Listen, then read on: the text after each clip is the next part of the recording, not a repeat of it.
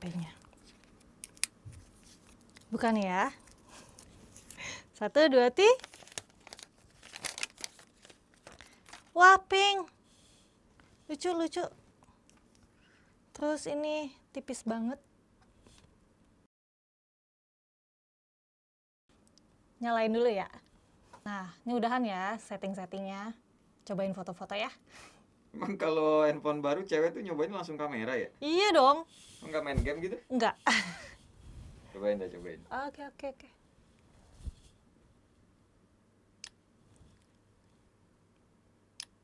Duh, jadi cakep.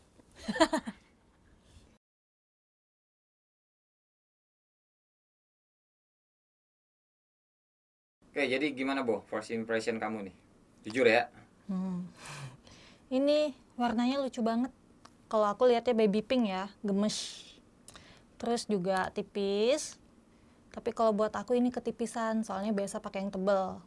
Terus dicobain pakai casing juga masih merasa tipis. Buat fotonya sih bagus.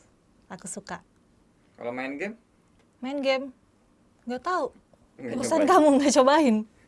Terus ini apa? Colokan headset apa itu namanya? Oh iya, cek audio. Ah, nggak ada. Aku kan gaptek, jadi kalau misalkan setting-setting lagi, Dan kesimpulannya kalau buat aku ya, ini handphone emang tipis banget. Emang buat cewek banget. Karena kalau cewek tuh biasa pakai yang tipis, tasnya tipis, kantongnya tipis, jadi simple banget.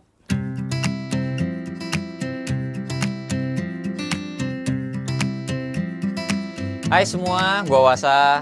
Nah, tadi udah lihat lah ya gimana unboxing dan first impression dari istri gue, dan udah tahu juga isi-isi dalamnya tuh kita dapat apa aja. Nah, kenapa bini gue yang buka? Karena kan katanya ini handphone lebih ditargetkan buat kaum hawa. Jadi ya gue pengen tahu aja pendapat dia tuh kayak gimana di awal-awal. Tapi kalau masih kurang jelas ya gue bahas sedikit lagi lah ya. Overall handphone ini tuh emang bodinya tipis banget dan emang cocoknya tuh buat cewek banget. Apalagi juga ini handphone enteng. Kayak ekspresi bini gue yang tadi lihat sendiri ya teman-teman ya. Warna body di belakangnya juga ini warna pink, dia seneng banget. Dan emang unik aja sih kalau menurut gue. Kelihatan juga mewahnya apalagi kalau kena cahaya kayak gini-gini gitu ya. Terlebih handphone ini juga material belakangnya tuh finishingnya matte. Jadi nggak ninggalin bekas sidik jari. Nah, di sebelah atas masih ada infrared blaster, terus slot SIM cardnya hybrid, dan yes, ini handphone tidak punya lubang jack audio, makanya dikasih dongle macem kayak gini. Dan langsung aja ke poin utama yang paling bikin gue penasaran pas pertama kali megang handphone ini adalah performa baterainya ya. Dan gue yakin teman-teman juga pasti mikirin hal yang sama nih. Walau kita tuh udah dikasih layarnya AMOLED yang terkenal irit daya kalau sering pakai dark mode. Terus bentang layarnya juga ini 6,55 inci Full HD+, serta mendukung refresh rate 90 Hz. Nah, dengan spek layar kayak begini tuh kita cuma dikasih baterainya 4250 mAh, dan setelah gue tes pakai PCmark, SOT-nya ternyata lumayan, hampir 7 jam dan masih ada sisa 16% nih baterainya. Cuma dalam pemakaian harian standar gue ngetes cuma bisa hampir 6 jam aja. Buat durasi ngecasnya, karena si handphone ini support 33 watt ya, kira-kira sejam setengah lah. Tentu aja gue pakai charger sama kabel bawaan. Agak di luar ekspektasi gue sebenarnya. Kirain sejaman lebih sedikit gitu loh. Terlebih baterainya kan juga nggak gede-gede banget ya. Tapi kalau teman-teman lagi buru-buru, ini masih bisa diandelin. Berdasarkan datanya, buat nyampe 50% itu nggak nyampe setengah jam kita ngecasnya. Nah, lanjut lagi nih soal performanya. Sebenarnya gue rada mager sih ngejelasin secara detail ya, karena gue kasih tahu dulu nih ya.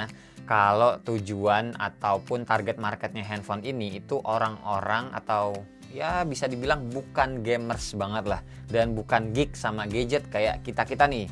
Pasarnya adalah orang-orang yang mobile, pengen apa-apa ringkas dan semuanya tuh yang penting serba lancar. Nah, serba lancar di sini tuh maksudnya yang nggak mesti pakai prosesor yang paling tinggi. Makanya gue juga paham kenapa Xiaomi ngasihnya Snapdragon 732G yang sebenarnya nih kalau menurut gue udah lebih dari cukup. Kasih Snapdragon 720G juga sebenarnya udah jadi sih. Tapi gini loh maksudnya. Ambil contoh misalkan ya istri gue aja tadi ya, ini tuh nyobain HP ini, tadi teman-teman juga lihat sendiri di opening. Yang dicoba pertama kali adalah kameranya. Terus juga kalau ngomongin soal ngegame, dia juga nggak main game yang berat-berat banget kayak kita. Istri gue sehari-hari tuh main game cuma Ludo aja. Mungkin cewek-cewek ataupun orang-orang lain yang ibaratnya main game yang sama gitu ya, dalam artian game-game enteng, yang mana Snapdragon 732G itu udah mumpuni banget buat game-game Android zaman sekarang. Habis itu paling biasanya dipakai buat ngedit-ngedit foto pakai aplikasi pihak ketiga, atau multitaskingnya dia itu seringnya pakai buat balas chat sambil nonton Korea, entah di iQIYI ataupun Netflix. Udah kayak gitu-gitu aja pemakaian hariannya. Makanya balik lagi ya, nggak perlu banget kan Snapdragon 888, 865, 870 ataupun sekian-sekian kayak gitulah. Ya walaupun sebenarnya kalau dikasih Snapdragon 888 ataupun 8 yang lain ya nggak masalah juga sih maksudnya. Ini maksudnya tuh biar teman-teman tercerahkan aja, terutama buat yang ngeluhin prosesornya dari Mi 11 Lite ini kok kayak begini sih, 732G sih gitu loh. Tapi kalau ditanya performanya menurut gue ya bye-bye aja kok emang. Kalau misalkan nih pertama kalau kita ngecek main PUBG ya, ini tuh grafik smooth bisa ultra, balance juga bisa ultra juga, terus HD mentok high, sama ke kanannya masih belum bisa semua. Terus gue nginstal Genshin Impact juga defaultnya di low, sama kalau di Asphalt 9 ini tidak jalan 60 fps nya karena ya nggak keluar nih opsinya. Terus kalau ditanya Antutunya juga ini dapat skor 350 ribuan. Dan oh iya, hampir lupa nih, soal storage yang gue pegang ini RAM-nya 8GB dengan internal storage-nya 128GB. Nah pas pertama nyalain ini juga agak lumayan makan memori guys ternyata. Lihat sendiri nih, sisanya hampir 99GB dari 107GB yang udah kemakan sama sistem.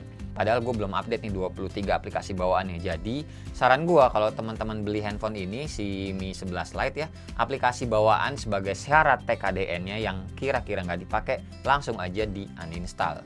Terus lanjut lagi buat UI-nya, ini MIUI 12.0.2 berbasis Android 11, terus juga NFC ada, dan second space juga ada. Ini masih ada aja yang suka nanyain soal second space. Terus kita pindah nih ke kameranya sekarang ya. Buat setting-settingannya masih sama aja kayak Xiaomi ataupun Poco yang lain. Jadi nggak ada ya beda gimana-gimana banget lah. Setupnya juga banyak yang modelan kayak begini di handphone-handphone yang serupa, baik Xiaomi ataupun Poco, maksudnya gitu ya.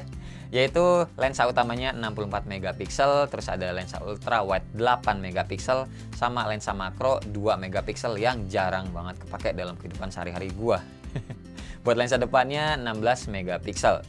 Buat hasilnya intinya aja nih ya, gue kasih tahu buat cewek-cewek udah oke banget, udah aman banget buat dipakai motret, point and shoot, selfie ataupun yang lainnya.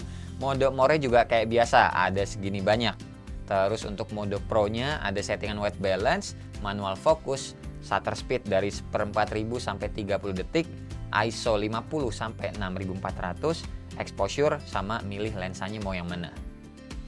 Buat perekaman video, kamera belakangnya yang utama bisa nyampe 4K 30 fps, terus lensa ultra wide-nya mentok di 1080p 30 fps, dan ada fitur ultra steady-nya juga. Sedangkan kalau ngomongin kamera depannya bisa ngerekam sampai 1080p 60 fps.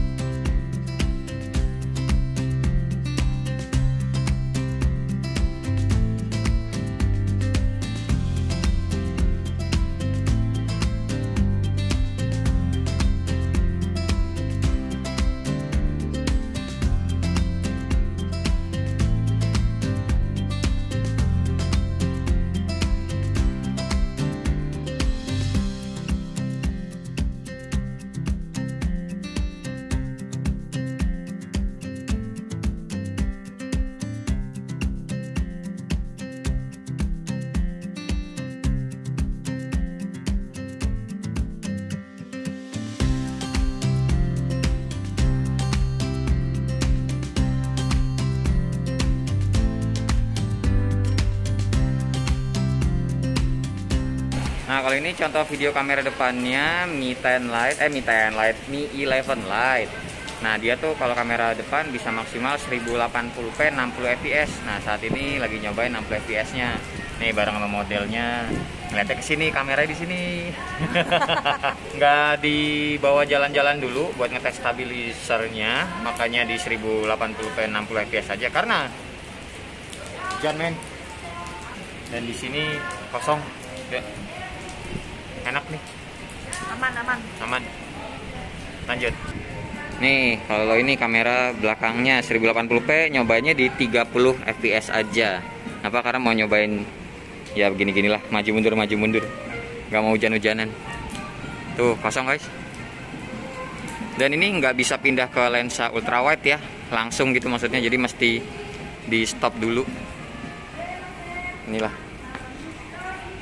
Habis ini cobain yang 60 fps nya, oke? Nah kalau ini 60 fps nya ya, 1080p juga. Lihat nih. Fokusnya, oke, nice lah. Nih, oh ya bagus ya. Tuh fokusnya. Lagi nongkrong di Max Cafe. Pas satpamnya dari tadi ngeliatin mulu deh. Di sini kayaknya boleh sih, tapi buat bawa SLR ya nggak ribet, karena banyak yang foto-foto juga biasanya kalau nggak hujan di sebelah sana. Nih coba gue zoom ya, tuh jembatan sana tuh banyak juga yang foto-foto. Jadi di sini manajemennya bagus dan tempatnya juga makin terkenal jadinya, karena ya boleh foto-foto, masuk Instagram pakai kamera yang beneran, bukan handphone doang. Ya boy ya, udah capek, ngantuk, lapar nggak? Lapar. Model minum doang nih. Yaudah dah, lanjut kita nyari makan dulu. Nah, kesimpulan ya, dari gue sih balik lagi yang di awal tadi udah gue bilang, ini handphone sesuai target pasarnya, udah aman banget buat pemakaian sehari-hari. Buat yang demen sama handphone yang enteng dan ramping, ini bukan pilihan salah banget. Apalagi dengan entengnya ini justru memudahkan kalau mau selfie dengan posisi landscape kayak begini nih guys ya. Jari telunjuk sama jari kelingking yang di bawah. Karena kan biasanya ya handphone yang segede gini ataupun yang lebih berat, mau selfie modelan yang tadi itu ya agak susah sih nahan jari kitanya nih. Dan terakhir kalau dari gua sih sebenarnya ya saran aja buat teman-teman yang pengen beli Mi 11 Lite atau Mi 11 Lite ini, yang warna ini aja. Peach pinknya beneran bagus sih, unik kalau menurut gua. Oh cuma ada tambahan satu lagi dari istri gua, dia lupa bilang, karena handphonenya dia itu kebiasaan yang tebel. Tapi kalau menurut dia tipisnya tuh walaupun enak dipakai, kesannya kayak ringkih. Tahu kan maksudnya ringkih? Jadi kayak gampang patah saking tipis dan entengnya. Gitu doang kata bini gue. Dan gue sih ngasih saran, berarti kalau buat temen-temen cewek yang ngerasa ini ketipisan, kan tiap orang beda-beda soalnya ngerasa ini tipis banget atau enggak gitu, beda-beda ya. Dikasih aja casing yang rada tebelan. Soalnya kalau pakai casing bawaannya masih berasa tipis gitu. Oke? Yaudah paling segini aja review singkat gue ya untuk Xiaomi Mi 11 Lite atau Mi 11 Lite. Terima kasih pokoknya buat teman-teman yang udah nonton dari awal sampai akhir, dan seperti biasa nggak usah di like, nggak usah di share, dan nggak usah juga di subscribe channel ini kalau tidak bermanfaat. Tapi kalau bermanfaat ya silahkan share juga dong ya ke teman-teman, siapa tahu nambah pahala. Sampai ketemu di video selanjutnya. Bye bye. Cheers.